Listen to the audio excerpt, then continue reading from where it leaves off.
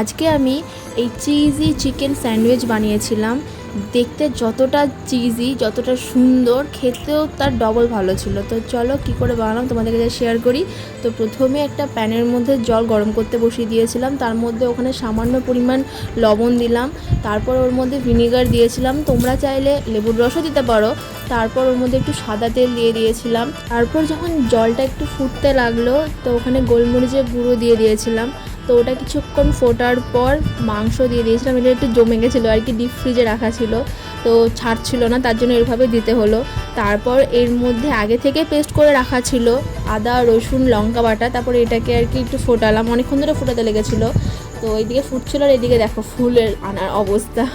যাই হোক, তো বুনু আমার এক সাইডে সব রকমের সবজি কেটে রেখে দিয়েছিল, আর আমি এখানে মাংসগুলোকে ছোটো ছোটো ছোটো ছোটো করে আর কি হাত দিয়ে আর কি ছাড়িয়ে নিয়েছিলাম। তারপর এর মধ্যে একটু বাটার দিলাম, আর একটু হালকা করে একটু লবণ দিলাম। তারপর এর মধ্যে আরেকটু গোলমরিচের গুঁড়ো দিয়েছিলাম, আর প্লাস সসও দিয়েছিলাম, ভিডিওটা একটা না হয়নি আর কি সসের। তো তারপর এটাকে ভালো করে মাখালাম। তারপরে এটাকে একটু প্যানের মধ্যে নিয়ে ভেজে নিয়েছিলাম। অনেকে নর্মালি খায়, বাট আমরা একটু ভেজে নিই। দিয়ে একটা নর্মাল স্লাইস পাউরুটি নিয়ে তার উপরে ওই যেটা বানিয়েছিলাম সেটা দিলাম, তার উপরে একটা চিজ দিলাম, তার উপরে আবার সেম লেয়ারটা দিলাম।